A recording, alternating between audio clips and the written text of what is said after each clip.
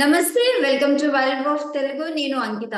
So మనతో పాటు మాట్లాడడానికి TDP spokesperson Uppalapati Srinivas Chowdary sir మనతో ఉన్నారు. ఆయనతో మాట్లాడే ప్రయత్నం చేద్దాం. నమస్తే సార్. సార్ ఇప్పుడు చూసుకున్నట్లయితే దేవాదాయ శాఖ అసిస్టెంట్ కమిషనర్ శాంతి విషయం రోజు రోజుకు ఒక మలుపు తిరుగుతూనే ఉంది. సో ఇప్పుడు రీసెంట్ గా చూస్తే ఆవిడ ఆలయాల్లో హుండీలను కూడా వదలలేదన్న టాపిక్ ఇప్పుడు సోషల్ మీడియాలో బాగా చక్కర్లు కొడుతుంది. సో ఇప్పుడు మీరేమంటారు ఈ విషయం పైన?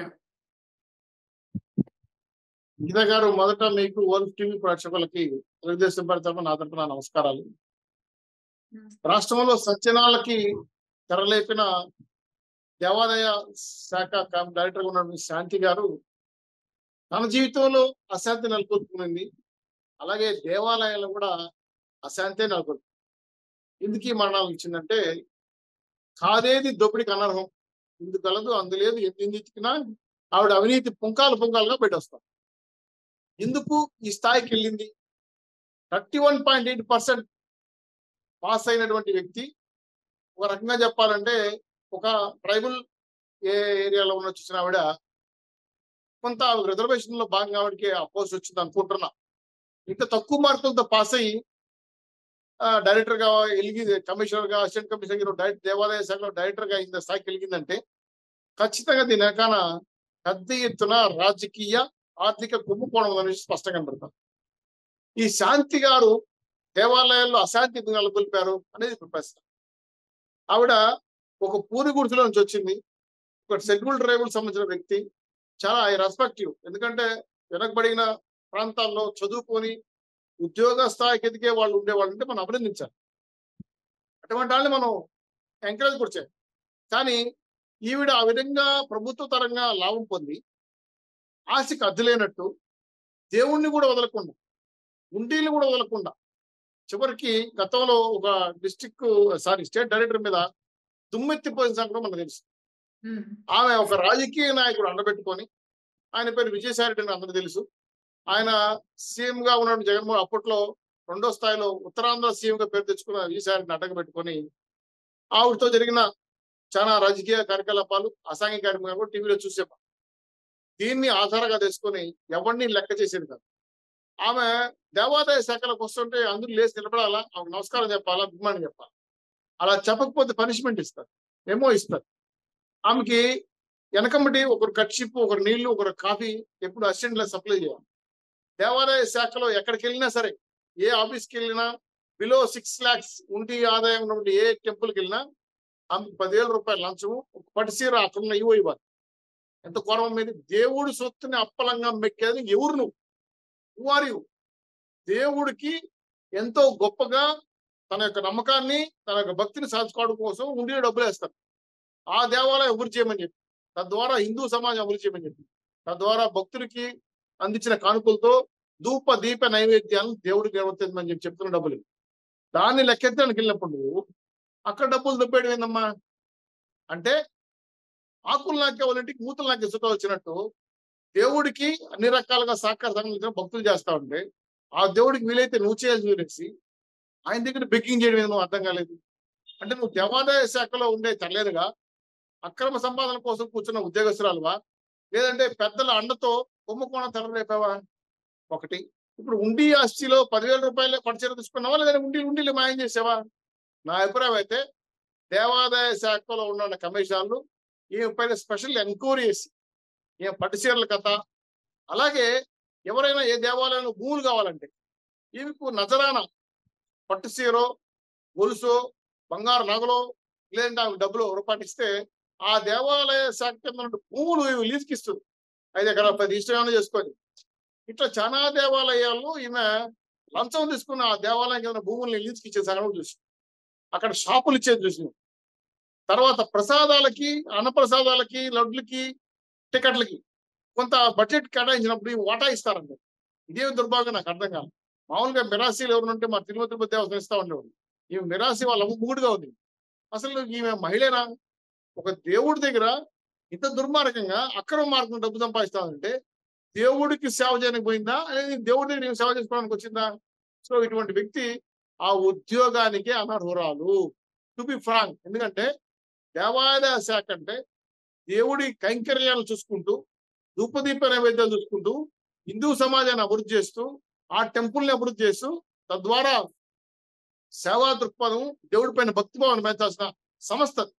అటువంటి సంస్థల్లో ఇటువంటి దొంగలు, సమాజ ద్రోహులు, కులం పేరుతో వచ్చి ఈ దేవుడి నాణ్యాలను మింగేసే దుర్మార్గులు ఉండకూడదు, ఉండనీయకూడదు. అది హిందూ సమాజానికి చాలా చెడ్డ పేరు. దీనితో పాటు ఈ అసాంఘిక కార్మికులు ఎవరో రాజకీయ నాయకులు సంబంధాలు పెట్టుకోవడం, వాళ్ళకి బిడ్డలు కలిగినాయని చెప్పడం, నాకు అది గురించి మాట్లాడడం ఇష్టం లేదు కాబట్టి మాట్లాడట్లేదు. ఎందుకంటే వ్యక్తిగత జీవితాలు నాకు అనవసరం. కాకపోతే పబ్లిక్ ప్రాపర్టీ, తిరుమల తిరుపతి దేవస్థానం, రాష్ట్రంలోని దేవస్థానాలు కూడా ప్రజలవి. అంటే హిందువుల యొక్క భక్తి భావంతో కూడుకున్న సంస్థలు. భారతదేశంలో ఉన్న అందరి వ్యక్తి మనోభావాలు దెబ్బతినే విధంగా, భక్తుల మనోభావాలు దెబ్బతినే విధంగా దేవుడు మాన్యాన్ని మింగేసే దుర్మార్గాలు అయిపోతాను నాకు అర్థం కాలేదు. కాబట్టి ఈ పైన చట్టపరమైన చర్యలు తీసుకోవాలి. దేవాదాయ శాఖలో ఉన్న కళ్యాణ మండపాలు అక్రమాలు చేసిందంటే కూడా అక్కడ కళ్యాణ మండపాల్లో ఏదో కళ్యాణం చేసుకునే వాళ్ళకి కాంట్రాక్ట్ ఇచ్చే వాళ్ళు కూడా అక్రమాలంట. ప్రతి దానికి ఒక రేటు పెట్టి ఆదాయంతో గండి కొట్టి, దేవాదాయ ఆదాయాన్ని గండి కొట్టి, వ్యక్తిగత జీవితానికి, కార్లకి, విలాసాలకి ఏమో ఒక పెద్ద విశాఖపట్నంలో ఒక పెద్ద వెళ్ళా కొనిందంట ₹1,00,00,000 పైచలు పెట్టి. ఈ డబ్బులన్నీ ఆ దేవాదాయ శాఖలో పనిచేసే డైరెక్టర్ జీతం అంటే మహా అంటే 50,000-60,000 ఉంది అనుకున్నా నేను. 50,000-60,000 జీతాలతో ఉన్న వ్యక్తులు విల్లాసు, ఒంటి నిండా నగలు, అంజిమారేనమ్మలాగా, ఒక లక్ష్మీదేవి లాగా ఈవిడ ఒంటి నిండా దిగేసుకున్న నగలు, ఈ వాడే కార్లు, కొన్న బండ్రోతులు, ఇవి నివసించే వ్యవహారం, ఈ లైఫ్ స్టైల్ చూస్తుంటే భయం వేస్తుంది మాకు. ఎన్ని వేల కోట్ల రూపాయలు తినేసి సార్ ఇక్కడ చూస్తే దేవాదాయ శాఖలో పనిచేసే హుండీలో డబ్బులు లెక్కించే వ్యక్తులు కానివ్వండి, అక్కడ ఉన్న స్టాల్స్ లో ఉండే ప్రతి ఒక్కరు కూడా శాంతి మనుషులే అని చెప్తున్నారు. ఇది ఎంతవరకు కరెక్ట్ అంటారు? దేవాదాయ శాఖలో ఒక వైట్ ఎలిఫెంట్ లాగా నగలు గాని, ఆమె ఆస్తులు గాని టోటల్ గా అనేక అనుమానాలకు దారితీస్తా ఉంది.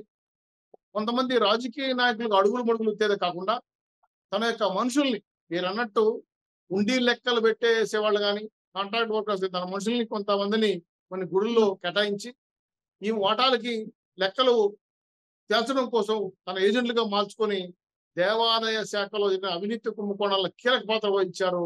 అధికారులను భయపెట్టడం కాకుండా తన మనుషుల్ని అక్రమంగా ఉద్యోగాలు, కాంట్రాక్ట్ ఉద్యోగాలు ఇప్పించి తద్వారా ఉండి ఆదాయాన్ని గండు కొట్టిన ఇటువంటి వ్యక్తులు దేవాదాయ శాఖలో ఉద్యోగస్తులకు అనర్హులమ్మ. తక్షణమే సస్పెండ్ చేసి, ఈమె జరిగిన అవినీతి పైన ఎంక్వైరీ చేసి, కమిటీ వేసి దేవాదాయ శాఖలో బొక్కిన అక్రమ సంపాదన అంతా కూడా కక్కించాల్సిన అవసరం ఉంది. ఇది దేవుడి సొమ్ము, ప్రజల సొమ్ము, భక్తుల సొమ్ము కాబట్టి ఎట్టి పరిస్థితుల్లో క్షమించకూడదు. దీని వెనక ఎవరు రాజకీయ నాయకులు ఉన్నారు, అప్పుడు ఈమెను ఎవరు కాపాడారు, ఈ అక్రమాలకు ఎవరు తెల్లలేపారు, దీనికి పునాది ఏందని చెప్పి ఈమె ఇక్కడ నేర చరిత్ర కూడా కొంత గమనించాల్సిన అవసరం ఉంది. ఎందుకంటే ఈమె షెడ్యూల్ ట్రైబల్ నుంచి వచ్చి ఇంత దుర్మార్గమైన దేవాదాయ శాఖలో ఇంత అవినీతి కారకులైన ఇటువంటి వ్యక్తి ఖచ్చితంగా ఎవరో ఒకరు అండ ఉంటుంది. ఈ అండ కూడా తేల్చుకోవాల్సిన అవసరం ఉంది. కాబట్టి రాష్ట్ర వ్యాప్తంగా గుళ్లలో జరిగిన అవినీతి పైన, విశాఖపట్నంలో జరిగిన అవినీతి పైన ఈమె ఎక్కడెక్కడ ఏ పాత్ర పోషించింది, ఇన్ని వేల కోట్ల రూపాయలు భూముల అన్నికలంతో చేసింది, ఉండీల ద్వారా ఎంత దోచుకునింది, బంగారు ఏమైనా మిస్ అయిందా, వెండి మాన్యాలు ఏమైనా తీసేసుకున్నారా, ఈమెకి విల్లాలు ఎక్కడి నుంచి వచ్చాయి, కార్లు, బంగాళాలు ఎక్కడ వచ్చాయి, అదేవిధంగా ఈమె అసాంఘిక శక్తులకు, అసాంఘిక కార్మికులు చేయడానికి ఖర్చులు ఎంత, ఖచ్చితంగా దీనిపైన లెక్కలు తేల్చాల్సిన బాధ్యత దేవాదాయ శాఖ మీద ఉంది. ఖచ్చితంగా అధికార పార్టీలో ఉన్న మేము వాటిపైన 100% ఆవిడ పైన ఒక కమిటీ ఏర్పాటు చేసి ఈ అక్రమ సంపాదన పైన కూపీ లాగి మొత్తం బయటికి వెళ్ళాల్సిన బాధ్యత మేము తీసుకుంటామమ్మా. శాంతికి భారతదేశంలో ఎస్పెషల్లీ మన ఆంధ్ర రాష్ట్రంలో దేవుడికి అశాంతి లేకుండా ఏమని ఖచ్చితంగా భవిష్యత్తులో ఆ ఉద్యోగాన్ని కూడా అనర్హురాలు, వెంటనే చట్టపరమైన చర్య తీసుకొని సస్పెండ్ చేసి రిమూవ్ చేయాలని నేను మీ ద్వారా విజ్ఞప్తి చేస్తున్నాను. ఖచ్చితంగా ఈవిడ అవినీతికి హద్దులు లేవు, ఈవిడ అక్రమాలకు, దుర్మార్గ ఎక్కడ కూడా కొలబద్దలు లేవు. కాబట్టి పూర్తి స్థాయిలో భక్తుల మనోభావాలు దెబ్బతినే విధంగా, ఇలా కాకుండా ఇంకొక రహస్యం ఏంటంటే కొంతమంది స్వామీజీలతో ఈమె డైరెక్ట్ గా పరిచయాలు పెట్టుకోండి, వాళ్ళతో కొన్ని రకాల రహస్య ఒప్పందాలు ఉన్నాయి. ఈమె దాచిన సంబంధ డబ్బులన్నీ కూడా వాళ్ళ దగ్గర కూడా వాటా ఉందనే విషయం అనుమానం కలుగుతా ఉంది. కొంతమంది స్వామీజీలతో నేరుగా పరిచయం ఉంది, వాళ్ళకు కూడా కొన్ని భూములు రాయించిందని చెప్పి కూడా లీజు కింద ఇచ్చారని కూడా అనుమానాలు ఎక్కడుతున్నాయి. దానికి సంబంధించిన సాక్ష్యాధారాలు, ఫోటోలు కూడా కనబడుతున్నాయి. కాబట్టి ఇవన్నిటిపైన ఖచ్చితంగా లోతు స్థాయిలో పరిపూర్ణమైన విచారణ చేసి ఈ శాంతి గారు చేసిన అవినీతి పైన చిట్టా బయటదీయాలి, ప్రజలకు చెప్పాలి. దేవాదాయ శాఖలో ఇలాంటి తిమింగలను ఖచ్చితంగా బయటికి పోతే రిమైనింగ్ ఉద్యోగస్తులు భయపడరు. వాళ్ళు కూడా తప్పులు చేసే అవకాశం ఉంది. కాబట్టి తప్పు చేసిన వ్యక్తులు క్షమించకుండా చట్టపరమైన చర్యలు తీసుకొని ఉద్యోగం నుంచి రిమూవ్ చేయమని చెప్పి మీ ద్వారా డిమాండ్ చేస్తున్నాం. దీనిపైన ఎస్పెషల్లీ దేవాదాయ శాఖ మంత్రి గారు కానీ, ఆ శాఖ సెక్రటరీ గారు కానీ స్పెషల్ కేర్ తీసుకొని శాంతికి అశాంతి లేకుండా చేస్తారా, దేవుళ్ళకి శాంతి కలిగిస్తారనే విషయం పైన ఖచ్చితంగా తెలుసుకోవాల్సిన బాధ్యత ఈరోజు గవర్నమెంట్ ఉంది. కాబట్టి ఎట్టి పరిస్థితుల్లో రాజకీయ ప్రమేయాలు లేకుండా దేవుడు మాన్యాలు కాపాడడం కోసం ప్రత్యక్షంగా నిజాయితీ అధికారులతో విచారణ జరిపించి తగిన చర్యలు తీసుకుంటామని చెప్పి దేవుడు ఆస్తులు కాపాడతామని చెప్పి మీ ద్వారా భరోసా ఇస్తున్నాను. Thank you so much sir.